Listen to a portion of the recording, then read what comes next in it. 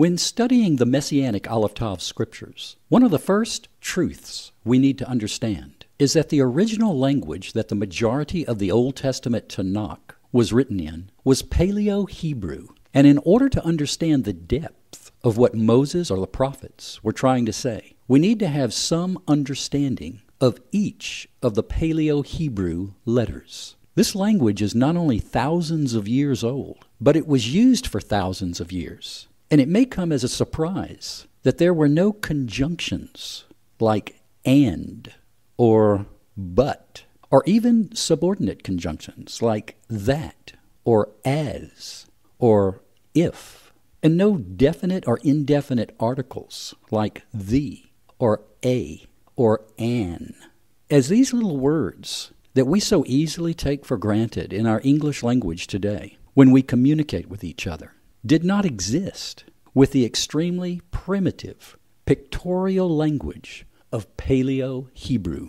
And yet that is the language that not only they used to communicate with each other, it is the language Father used to communicate with Moses and write with his finger in stone the Ten Commandments.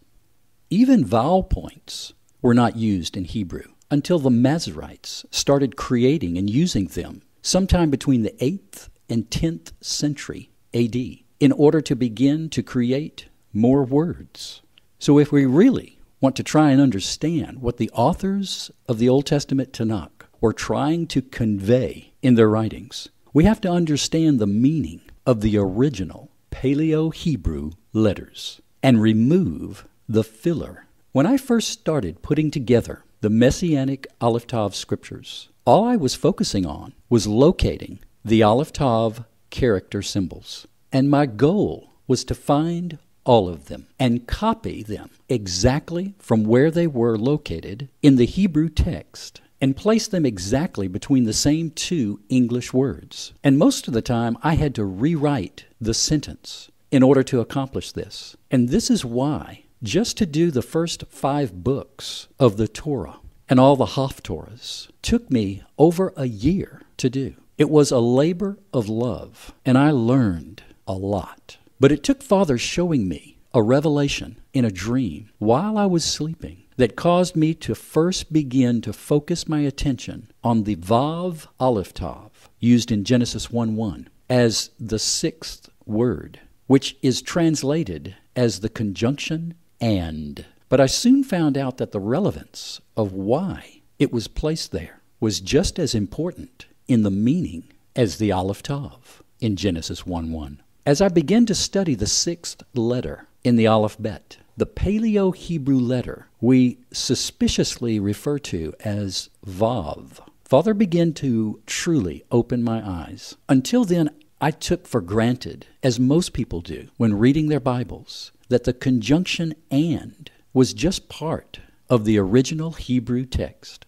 Then I began the quest to find all the Vav Aleph Tavs in the Hebrew text. And I found that when the Vav Aleph Tav was used in a verse, it was simply another Aleph Tav. And the Hebrew letter Vav was actually used to connect the two Aleph Tavs together, just like in Genesis 1:1, which places the first Aleph Tav before heavens, and the second Aleph Tav with the connecting letter Vav before the word earth, in the famous phrase, "In the beginning created Elohim, Aleph Tav, the heavens, Vav Aleph Tav, the earth." I can assure you, the last thing Moses was trying to do was imply the conjunction and in that verse, or any other verse where the Vav Aleph Tavs are used. The conjunction and did not exist. The Paleo Hebrew letter Vav means to bridge or connect, and that is exactly what it is doing in Genesis 1:1, and setting the precedence with the second Vav Aleph Tav, the Vav connecting the two Aleph Tavs together, so that it was the Aleph Tav that created the heavens and the Aleph Tav that created the earth. So important was this letter that the scribes, when copying the scrolls, began each sentence with a vav in order to connect the living word onto the scroll. It is also interesting to understand that the Paleo Hebrew letter Vav also means and represents man.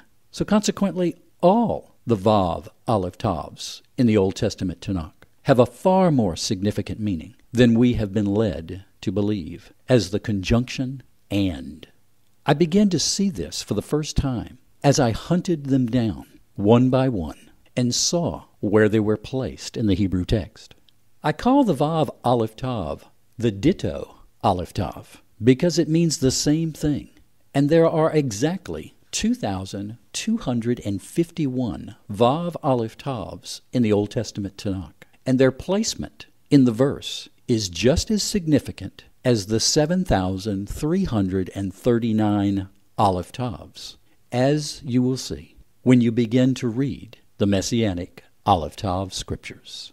A case in point would be in Numbers 26, verse 59, when speaking of Jochebed, the daughter of Levi, who gave birth to, as it says, Aleph Tav, Aaron, Vav Aleph Tav, Moses, Vav Aleph Tav, Miriam, their sister. When I first saw this verse, I thought, why does Aaron have an Aleph Tav in front of his name, and Moses and Miriam do not? I didn't even notice the Vav Aleph Tav before Moses and Miriam's names, because I'd been brainwashed into thinking it was the conjunction and.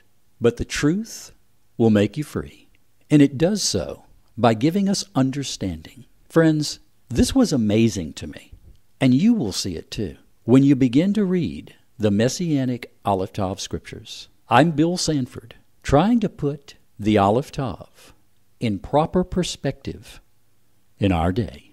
Shalom.